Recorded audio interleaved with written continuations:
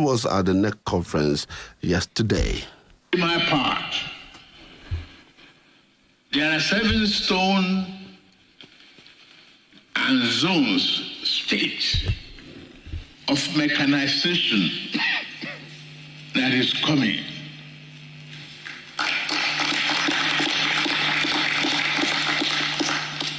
I promised Nigeria that this will be delivered.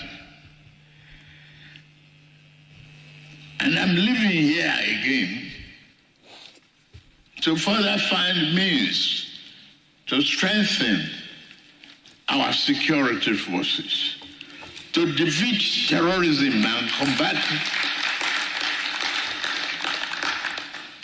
That I promise you is what has kept all of us sleepless at night. But I assure you that we will win with determination and resiliency. We will overcome this unacceptable terrorism and banditry. It's not part of our culture. It's foreign to us.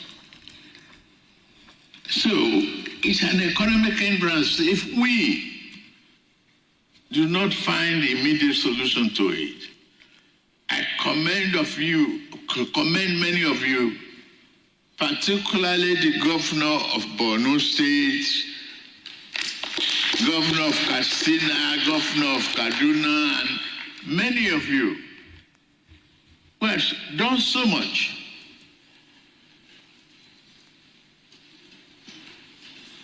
to defend our freedom, liberty, and our commonwealth. That was the president there speaking. Renewed hope. He made a number of promises. First, he talked about mechanization of farming. He said about 7 states thereabout will experience mechanization. He talked about strengthening the army and giving them that power to be able to defeat the terrorism that we are facing. It still looks like we are promising. Renewed hope. You know, there is something that we need to know now. In the last 8 years, our soldiers, we have been losing our soldiers. Navy, Air Force, and the Army. And yet, the database continues to show the total strength of our armed forces as 270,000, which was what we had, say, as far back as 2019 or thereabout. There is a need for us to update our that manpower data. You know, that data, let's know how much. Because if we know how much, then we will know how much we need. But let me say, how many? What's the about? No country for national security reasons. So it's just it's there. It's just data organizations, not the Nigerian Army giving that. But what I am saying is we have lost so many soldiers in the last 8 years or thereabout, and there is the need for the replacement. But let me use this opportunity, to say this. I watched the First Lady on Fox News yesterday. I was really impressed. I must admit that. She spoke so eloquently and like a diplomat. And even better than some people they were paying. In all fairness, she addressed the issues so intelligently. I was really proud of her. My own candid advice to the government is enough of the talks. Let's start working it now. You see, my challenge in all that the president has said is, we seem to be all mouths and trousers when it comes to issues of security and even government promises. You are talking about mechanized farming. You are 3 years down the line in administration and we are still doing promises.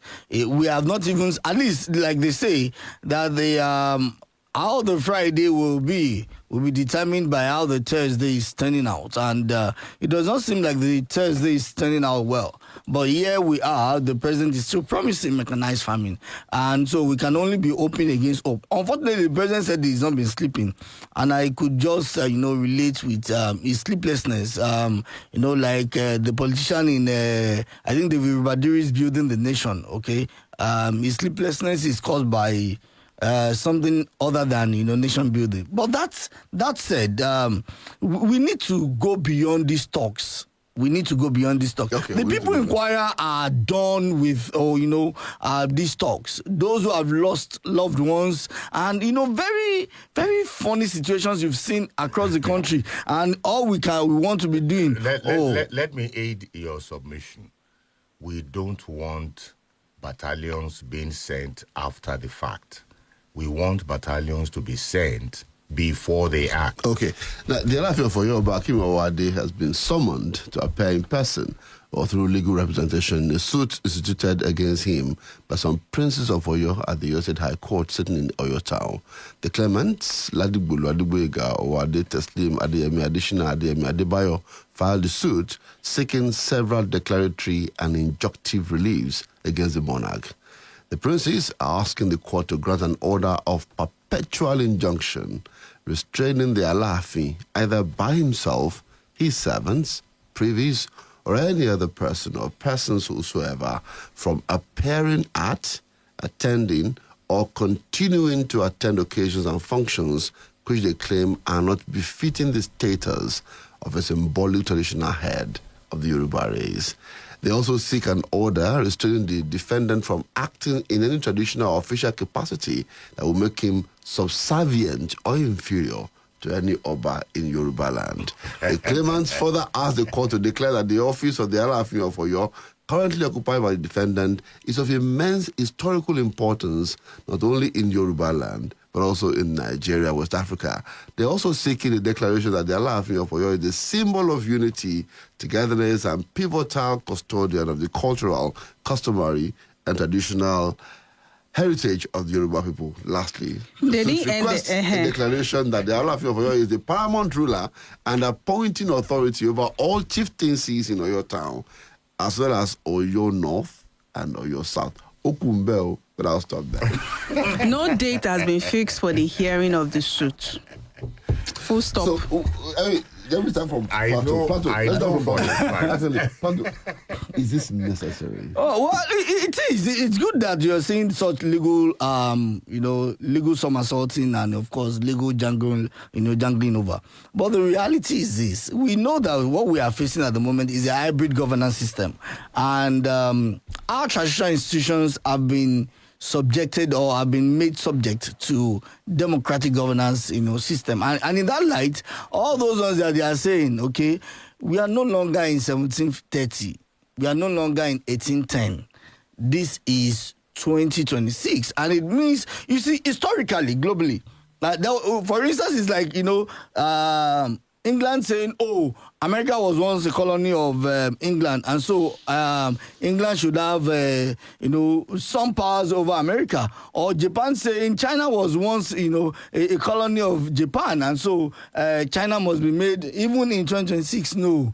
The beauty of history is that new developments will come, and when new developments come, powers will either get weakened or give way. So they must accept that we are not going to barrister has categorized. We are not going to shy away from the fact that all of this is emanating from the Alaafin being begrudged about the Oyo State Council of Obas and Chiefs being rotational now. So do we say that is the cost that we now resort to in resolving traditional issues? Because now, where do they go? No, we know that the role of the council in itself is who is going to negotiate about the role of the traditional institution with the government. So why not find the means to dialogue and express your reservations and get a middle ground? Why are we going to court and hiding, doing hide and seek? We'll go back to that Jim of IBK. I think Plato has beautifully summarized the issue. Let's not forget that it is subjudiced, and we should not say too much about it. I just said that. Exactly. Yeah, but the truth of the matter is this: just in passing, the law has categorized, traditional rulers into first class, second class, third class, or fail. I mean, what do we call? And any traditional ruler in the same class is not superior to the other. Not superior to the other. Okay. So there is no first class. Let them just not hit up the polity. The only difference is that one will shake the VC.